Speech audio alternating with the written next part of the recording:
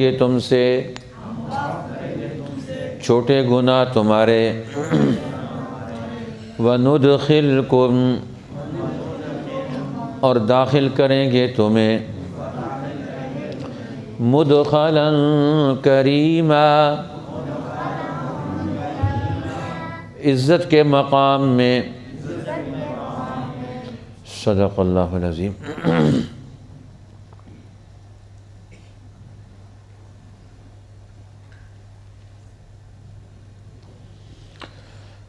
اللہ جل شانہ نے سورہ نساء کے اس حصے میں انسانی زندگی کے ساتھ جو دوسری چیزیں متعلق ہیں ان متعلق چیزوں کو غلط استعمال کرنا یہ انسان کے لیے گناہ بنتا ہے، وبال بنتا ہے۔ اس لیے انسان خود بھی صحیح ہو اور اس کی زندگی میں جتنی چیزیں ہیں وہ سب کے سب صحیح اللہ کی منشا کے مطابق ان کو استعمال کرے، جس سے اس کی فطرت میں سلامتی وجود میں آئے، اس کی زندگی ترقی کرے، کامیابی حاصل کر سکے۔ اس لیے اس سے پہلی آیات میں اللہ تعالیٰ نے عدوان سے، ظلم سے، انسانوں کو قتل کرنے سے، ناحق مال کھانے سے منع فرمایا ہے کہ یہ چیزیں انسانی زندگی کا اگر حصہ بن گئیں تو انسان نے اپنے لیے ان گناہوں کو اپنے لیے پیدا کر کے اپنی زندگی کو بڑے خسارے میں مبتلا کر لیا، بڑے گھاٹے میں مبتلا کر دیا۔ اس لیے اب اللہ تعالیٰ نے فرمایا ان گناہوں کو بیان کرنے کے بعد ان تجتنبوا کبائر ما تنہون عنہ، اگر تم ان کبیرہ گناہوں سے بچتے رہو، بڑے بڑے گناہوں سے بچتے رہو جن سے منع کیا گیا ہے تمہیں، تو یہاں سے معلوم ہوتا ہے گناہ کی دو قسمیں قرآن پاک نے سمجھائی ہیں، ایک کبیرہ گناہ اور دوسرا سیئات، چھوٹے گناہ۔ اب کبیرہ گناہ میں اور صغیرہ گناہ میں اور سیئات میں فرق بھی ہے۔ قرآن حکیم میں دوسری جگہ بھی ایمان والوں کی جو خصوصیات بیان کی ہیں اللہ کے بندوں کی، ان میں سے ایک خصوصیت یہ بھی تھی الذین یجتنبون کبائر الاسم والفواحش، وہ لوگ جو کبائر الاسم بڑے بڑے گناہوں سے بچتے ہیں، وَإِذَا مَا غَضِبُوا هُمْ يَغْفِرُونَ، اور جب غصے میں آئیں تو غصے کو کنٹرول کر کے معاف کرتے ہیں۔ تیسری جگہ اللہ تعالیٰ نے فرمایا الذین یجتنبون کبائر الاسم والفواحش الا اللمم، وہ لوگ جو کبیرہ گناہوں سے بچتے ہیں اور بے حیائی کے کاموں سے بچتے ہیں، مگر جو لمم انسان کے چھوٹے گناہ اور خیالات میں فساد یا اس سے کم درجے کے اور گناہ ہیں جو اس کے دل میں کسی برے خیال کو لے آئے، تو اس سے معلوم ہوتا ہے ان آیات سے کہ قرآن حکیم نے اللہ کے حکموں کی خلاف ورزی کو کم از کم دو حصوں میں رکھا۔ ایک حصہ کبیرہ گناہ کا ہے۔ اب کچھ کبیرہ گناہ وہ ہیں جو انسان کے زبان سے متعلق، بڑے بڑے کبیرہ گناہ۔ کچھ کبیرہ گناہ وہ ہیں جو انسان کے دل سے متعلق۔ اسی طرح کچھ کبیرہ گناہ وہ ہیں جو انسان کے ہاتھ اور پاؤں سے متعلق ہیں۔ کچھ کبیرہ گناہ وہ ہیں جو انسان کے پورے جسم سے متعلق ہیں۔ اس لیے کبیرہ گناہوں کا الگ سے تذکرہ کیا گیا ہے کہ کبیرہ گناہوں سے اپنے آپ کو بچاؤ۔ اس لیے محدثین اور فقہا فرماتے ہیں، علماء، یہ تو اللہ تعالیٰ نے ہمیں گناہوں کی مضرت کی نسبت سے ہمیں توجہ دلائی ہے۔ اللہ کے حکموں کی خلاف ورزی صغیرہ ہو یا کبیرہ، وہ دونوں ہی انسان کے لیے وبال۔ اس لیے یہ نہیں سمجھنا چاہیے کہ میں کبیرہ گناہ کرتا رہوں گا، نہیں کروں گا، صغیرہ کرتا رہوں گا، اس کا یہ مقصد نہیں ہے۔ مقصد یہ ہے کہ کبیرہ گناہوں سے اگر آدمی بچتا رہے تو اللہ جل شانہ ان کبیرہ گناہوں کے اجتناب سے، اس کے بچنے کی وجہ سے اللہ جل شانہ اس کو جو چھوٹے گناہ ہیں دیگر کاموں کی وجہ سے، دیگر برکات کی وجہ سے وہ معاف فرما دیتے، اس کی پکڑ سے وہ بچ جاتا ہے اگر وہ کبیرہ گناہوں کا ارتکاب نہ کرے۔ اس لیے جب کسی معاشرے میں کبیرہ گناہوں کا ارتکاب ہوتا ہے، جب کہیں کوئی کبیرہ گناہوں کا سرزد ہونا یہ زندگی کا حصہ بن جائے تو یہ بڑی تباہی کی بنیاد ڈالتا ہے، یہ بڑی بربادیوں کا سبب اور موجب بنتا ہے۔ حدیث پاک میں آتا ہے نبی اکرم صلی اللہ علیہ وسلم اپنے گھر میں رات کو تشریف فرما تھے۔ آپ کی ایک بیوی نے سوال کیا، امام بخاری نے بھی اس حدیث کو نقل کیا، غالباً حضرت زینب بنت جحش تھی یا کون سی بیوی، انہوں نے پوچھا یا رسول اللہ افنہلک وفینا الصالحون، کیا ہم اس وقت بھی ہلاک ہو سکتے ہیں جب ہمارے اندر نیک لوگ موجود ہوں؟ تو آپ نے فرمایا ہاں، نیک لوگوں کی موجودگی میں بھی تم ہلاک ہو سکتے ہو، تباہ ہو سکتے ہو۔ جب ایک یہ دور آئے گا اذا کثر الخبث، جب خباثت گناہ غالب آ جائے، جب گناہ غالب درجے میں آ جائیں تو اس وقت نیک لوگوں کی نیکی کا موجود بھی وہ ان گناہوں کے وبال سے اور اس کے عذاب سے اور اس کی نحوست سے انسانوں کو نہیں بچا سکتا۔ اس لیے گناہوں کا غلبہ ہونا یہ بہت بڑی تباہی اور بربادی ہے۔ قرآن اسی سے منع کرتا ہے کہ انسانی زندگی میں بڑے بڑے گناہ نہیں آنے چاہیے۔ اب بڑے بڑے گناہوں پر اکبر الکبائر رسول اللہ نے ان کا خود تعارف کروایا۔ ایک حدیث میں فرمایا 7 بڑے بڑے کبیرہ گناہ، ایک حدیث میں فرمایا 9 اکبر الکبائر، وہ سب سے بڑے گناہوں میں سے ہیں، کبیرہ گناہوں میں سے۔ الاشراک باللہ، اللہ کے ساتھ کسی کو شریک ٹھہرانا، قتل النفس، اسی انسان کو ناحق قتل کرنا، قذف المحصنات المؤمنات الغافلات، ایمان والی عورتوں پر تہمت لگانا۔ اسی طرح فرمایا والسحر، جادو کرنا، جھوٹی قسم اٹھانا، عقوق الوالدین، ماں باپ کی نافرمانی کرنا، سود کھانا، والتولی یوم الزحف، میدان جنگ سے دشمن کے مقابلے میں بھاگنا، دشمن کا میدان کھلا چھوڑ دینا۔ اسی طرح رسول اللہ نے یہ اکبر الکبائر، بڑے بڑے کبیرہ گناہوں کا خود تعارف کروایا حدیث پاک میں۔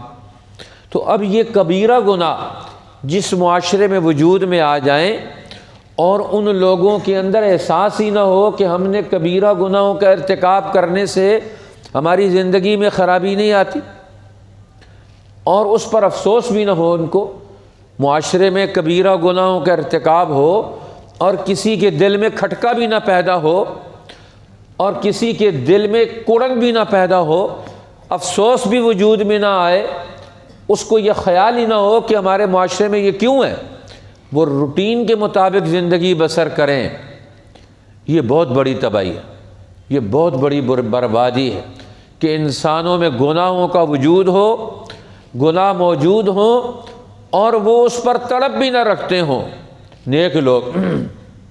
حدیث پاک میں آتا ہے نبی اکرم صلی اللہ علیہ وسلم نے فرمایا پہلی امتوں میں سے ایک امت پر عذاب کا اللہ نے بھیجنے کا ارادہ کیا، فیصلہ کیا، جبرائیل امین کو بھیجا، جاؤ جا کر اس بستی کو الٹ دو، زمین سے اٹھاؤ اور اپنا پر نیچے سے دے کر آسمان پر لے کر جا کر وہاں سے اس کو نیچے پٹک دو، ان کو الٹ پلٹ کر دو، ان کی اینٹ سے اینٹ بجا دو، تباہ کر۔ جبرائیل امین وہاں گئے اور وہاں جا کر اس بستی کو تباہ کرنے کے لیے جب پہنچے تو وہاں سے واپس آ گئے اور آ کر عرض کرنے لگے، یا رب فیہم عبدک فلان لم یاسک طرفۃ عین، وہاں تو بستی میں ایک ایسا تیرا نیک بندہ میں اس کو دیکھ کر آیا ہوں کہ جس نے آنکھ جھپکنے کی دیر میں بھی تیری نافرمانی نہیں کی ہے۔ فیہم عبدک فلان لم یاسک طرفۃ عین، جس نے آنکھ جھپکنے کی دیر میں بھی تیری نافرمانی نے کی، وہ بندہ بھی وہاں موجود ہے، کیا اس بستی کو الٹنے کا حکم دیا؟ اللہ نے فرمایا ہاں، اس بستی کو اس نیک آدمی سمیت الٹ دے، اس کو بھی ان کے ساتھ الٹ دے۔ یا رب وہ تو تیرا نیک بندہ ہے، اس نے تو کبھی بھی تیری نافرمانی نہیں کی۔ فرمایا فَإِنَّهُ لَمْ يَتَمَعَّرْ فِيَّ وَجْهُهُ قَطُّ، اس کو بھی الٹ دے، اس کے سامنے گناہ ہوتے تھے، اس کے سامنے میرے احکامات کو، میرے قانون کو توڑا جاتا تھا، اس کے ماتھے پر میری وجہ سے کبھی بل بھی نہیں آیا، اس کے اندر افسوس بھی نہیں آیا۔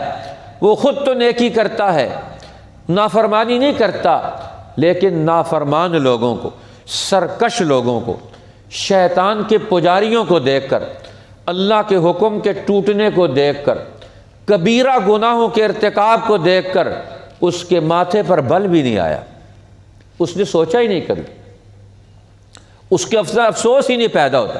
آج ہم بازار میں گھوم کر آتے، عدالتوں سے گھوم کر آتے، سامنے جھوٹ، گناہ، رشوت، قتل، ہر قسم کی شریعت کے واضح احکامات کی خلاف ورزی کا پورا عمل ہر ایک کے سامنے سے، ہمارے سامنے سے گزرتا ہے، لیکن ہمارے اندر ان گناہوں کے احساس اور اس کے خلاف کوئی احساس پیدا ہوتا ہے، کوئی نفرت پیدا ہوتی ہے، کوئی اس کے خلاف ذہن وجود میں آتا ہے، کوئی اس گناہ سے نفرت اور ترک تعلق کا احساس پیدا ہوتا ہے، ان گناہوں سے نکالنے کے لیے اس معاشرے کو کوئی ہمارا قدم اٹھتا ہے۔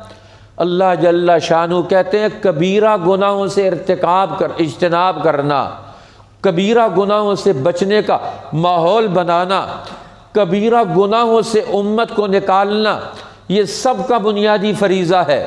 ان تجتنبوا کبائر ما تنہون عنہ، اگر تم کبیرہ گناہوں سے بچنے کا کوئی ماحول پیدا کر لو، نظم پیدا کر لو، تم اس کے لیے کوئی قدم اٹھا لو، تم اس کے لیے کوئی راستہ نکال لو کہ ہم کبیرہ گناہوں سے کیسے بچیں گے، تو اللہ فرماتے ہیں یہ ہے ما تنہون عنہ، جن کے خلاف پورا دین کھڑا ہے، جن کبیرہ گناہوں کے خلاف، جن کبیرہ گناہوں کے خلاف خود اللہ کی ذات کھڑی ہے، ان کا مت ارتکاب کرو، جن کبیرہ گناہوں کے خلاف پورا قرآن کھڑا ہے، ان کا ارتکاب مت کرو، جن کبیرہ گناہوں کے خلاف نبی کی ذات کھڑی ہے کہ تمہارے معاشرے کے اندر یہ گناہ موجود ہیں، ہم ان کو برداشت نہیں کر سکتے۔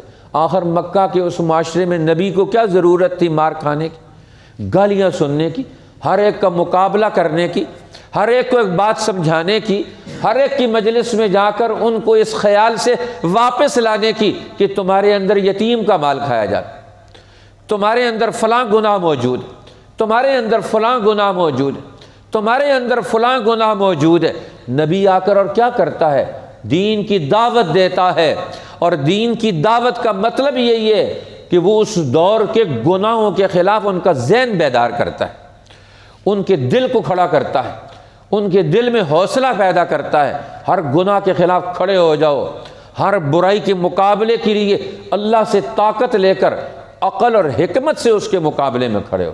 ایسے نہیں کہ ہم ہر گناہ کو ڈنڈے سے ختم کرنے کے لیے خود ہر ایک کے سر پر ڈنڈا چلانا شروع کر دیں، نہیں، گناہ کے خلاف حکمت سے اپنا وجود پیدا کریں، ایمانی وجود، ہمارا علمی وجود، ہمارا اخلاقی وجود، ہمارا ذہن گناہ کے خلاف وہ حرکت میں آئے۔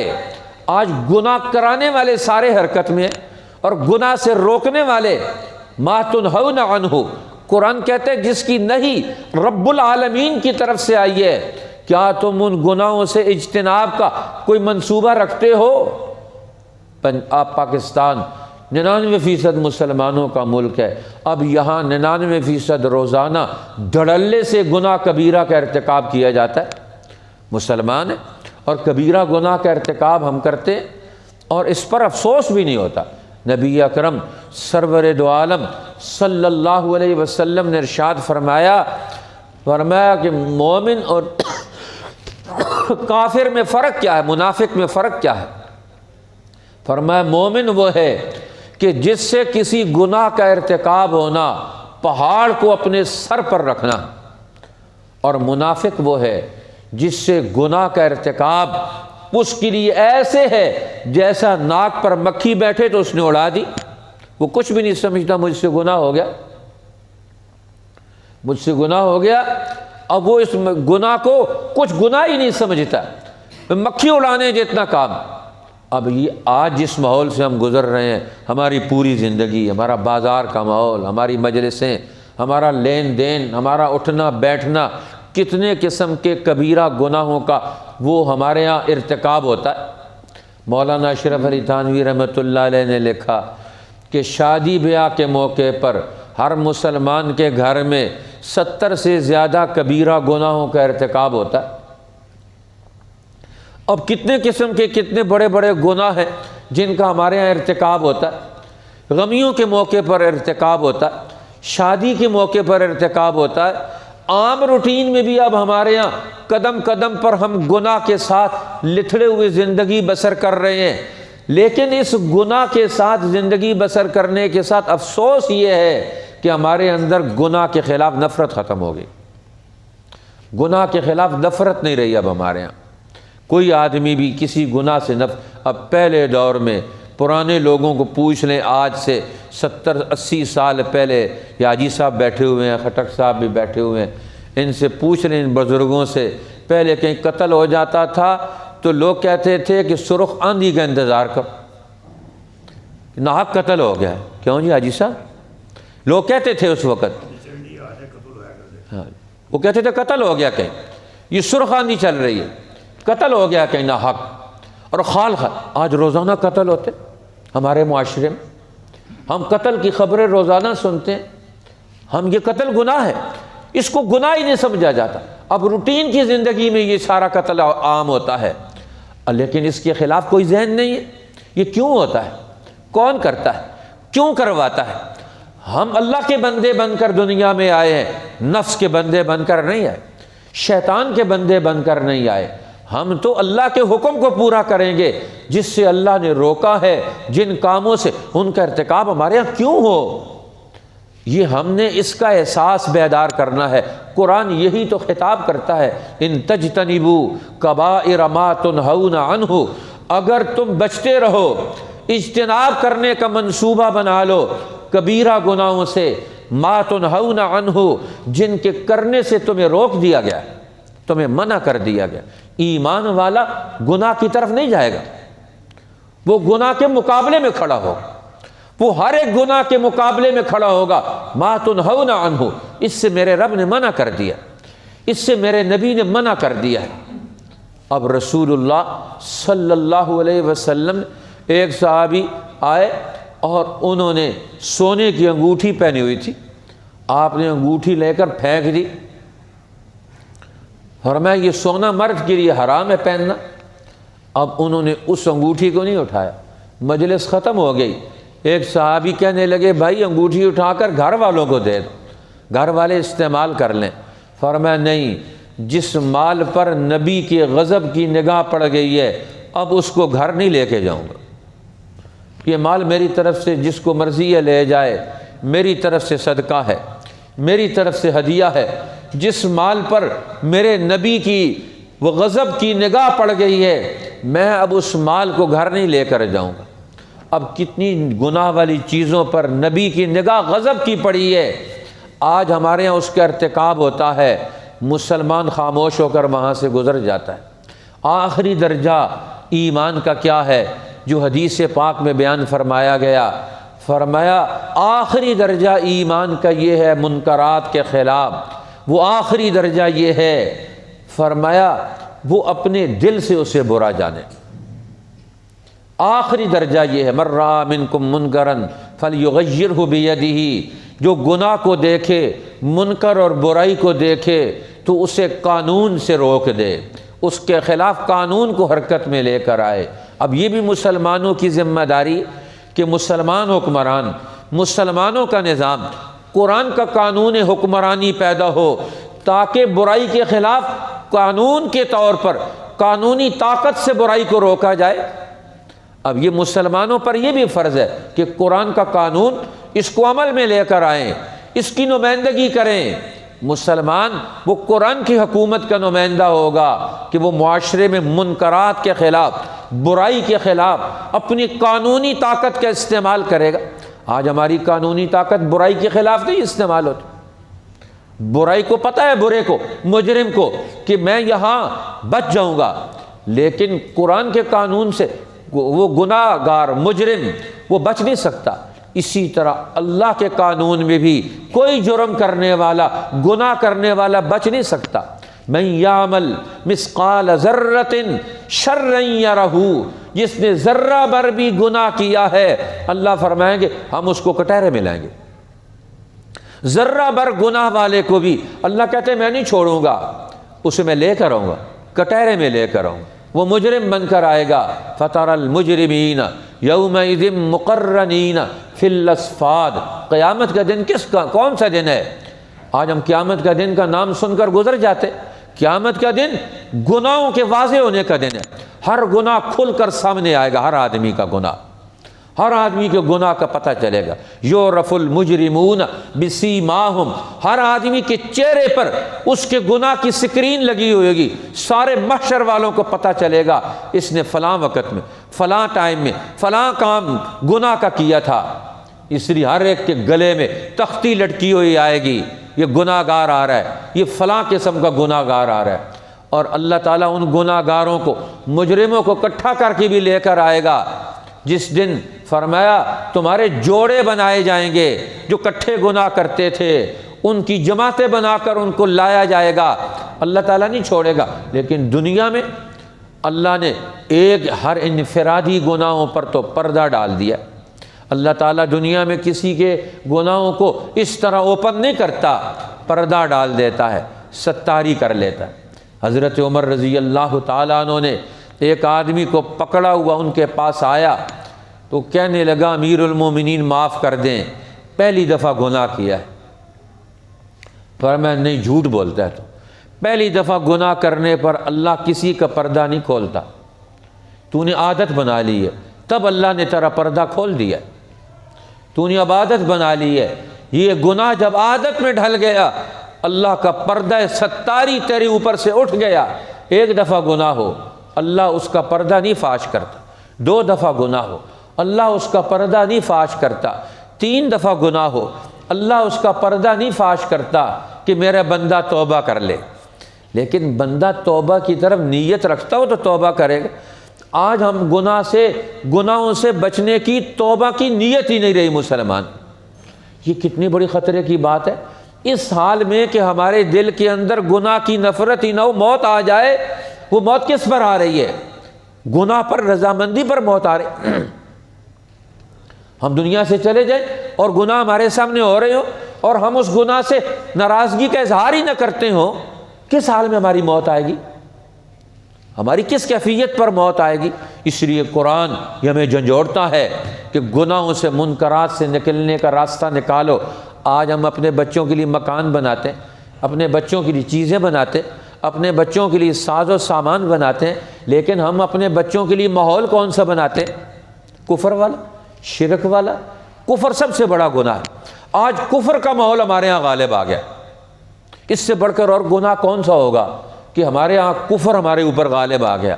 کفر کا فیصلہ ہمارے اوپر نافذ ہوتا ہے، کافروں کا فیصلہ وہ ہمارے اوپر نافذ ہوتا ہے۔ اس سے بڑھ کر منکرات کا کون سا دور آئے گا جس کے انتظار میں مسلمان بیٹھے ہوئے ہیں؟